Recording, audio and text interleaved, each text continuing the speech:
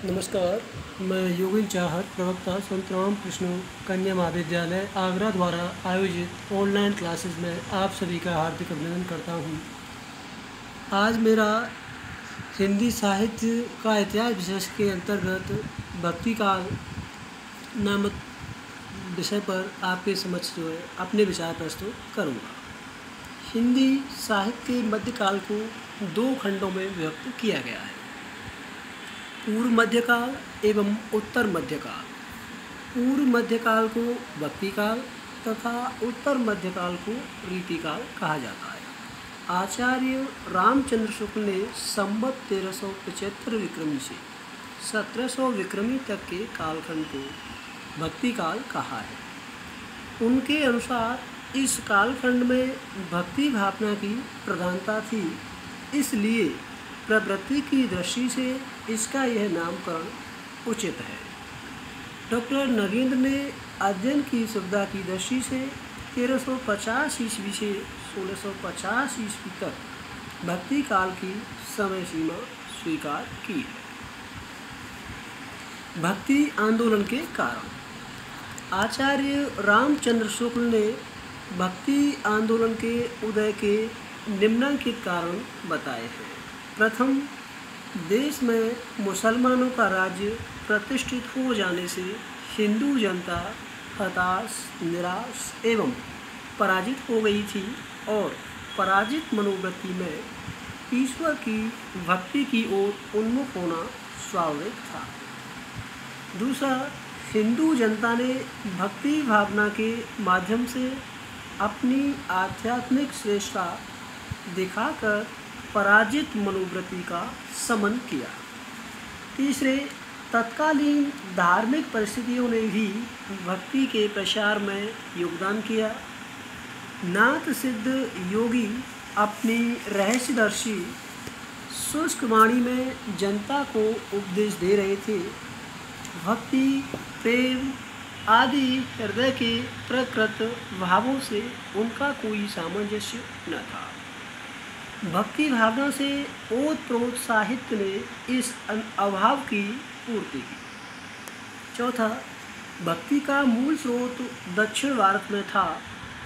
7वीं शती में आलावार भक्तों ने जो भक्ति भावना प्रारंभ की, उसे उत्तर भारत में फैलने के लिए अनुकूल परिस्थितियां प्राप्त हुई। 5वें, आचार्य हजारी प्रसाद द्विवेदी ने शुक्ल जी के मत से असहमति व्यक्त करते हुए कहा है कि भक्ति भावना पराजित मनोवृत्ति की उपज नहीं है और न ही यह इस्लाम के वलाद प्रचार के परिणाम स्वरूप उत्पन्न हुई है। उनका तर्क यह भी है कि हिंदू सदा से आशावादी जाति रही है तथा किसी भी भक्त कवि के काव्य में निराशा का पुट नहीं। छठवां, डॉक्टर सत्येंद्र के अनुसार भक्ति द्राविणी उपजी लाए रामानंद। सर जॉर्ज गियर्सन भक्ति आंदोलन का उदय ईसाई धर्म के प्रभाव से मानते हैं। उनका यह तर्क हास्यास्पद है कि रामानुजाचार्य को भावावेश एवं प्रेमोल्लास के धर्म का संदेश ईसाइयों से मिला। 8वें, भारतीय धर्म साधना में भक्ति की एक सुस्पष्ट एवं सुदीर्घ परंपरा रही है। महाभारत के भीष्म पर्व में, सांडिल्य भक्ति सूत्र में एवं नारद भक्ति सूत्र में भक्ति का सैद्धांतिक विवेचन पहले ही हो चुका था। वैष्णव भक्ति के आचार्यों द्वारा प्रवर्तित प्रमुख संप्रदाय। प्रथम, विशिष्टाद्वैतवाद, जिसके प्रवर्तक रामानुजाचार्य थे।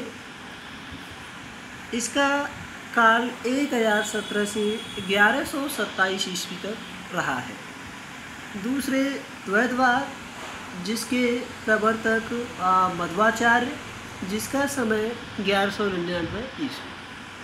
तीसरे, शुद्धाद्वैतवाद, जिसके प्रवर्तक वल्लभाचार्य, इसका समय 1479 ईस्वी। चौथे, द्वैताद्वैतवाद, जिसके प्रवर्तक निम्बार्काचार्य रहे हैं, इसका समय 1162 ईस्वी। पाँचवें सखी संप्रदाय, जिसके प्रवर्तक स्वामी हरिदास, जिसका समय 1478 से 1573 ईस्वी। छठवां श्री संप्रदाय, जिसके प्रवर्तक रामानुजाचार्य हैं, इसका समय 1017 से 1127 ईस्वी। सातवें गौड़ीय संप्रदाय, इसके प्रवर्तक चैतन्य महाप्रभु हुए हैं। इसका समय 1486 से 1538 ईस्वी है। आठवां हरिदासी संप्रदाय, जिसके प्रवर्तक स्वामी हरिदास जी हैं, इसकी समय सीमा 1478 से 1573 ईस्वी। नवें रुद्र संप्रदाय, जिसके प्रवर्तक विष्णु स्वामी, इसका समय 13वीं सदी। 10वें रामावत संप्रदाय, इसके प्रवर्तक रामानंद, इसका समय 1368 से 1468 ईस्वी। 11वां अद्वैतवाद, जिसके प्रवर्तक शंकराचार्य हैं, इसकी समय सीमा निर्धारित नहीं की गई है। और लास्ट राधा वल्लभ संप्रदाय, जिसके प्रवर्तक स्वामी हित हरिवंश हैं, इसका समय 1502 ईस्वी है। वैष्णव भक्ति का वैशिष्ट्य। पहला, वैष्णव धर्म का मूल तत्व अहिंसा है।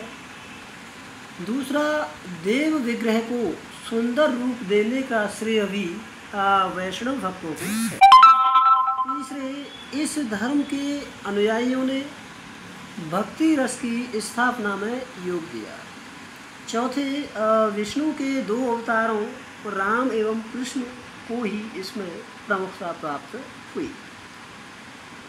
पांचवें, सौंदर्य एवं माधुर्य का अपूर्व संयोग वैष्णव भक्ति में है।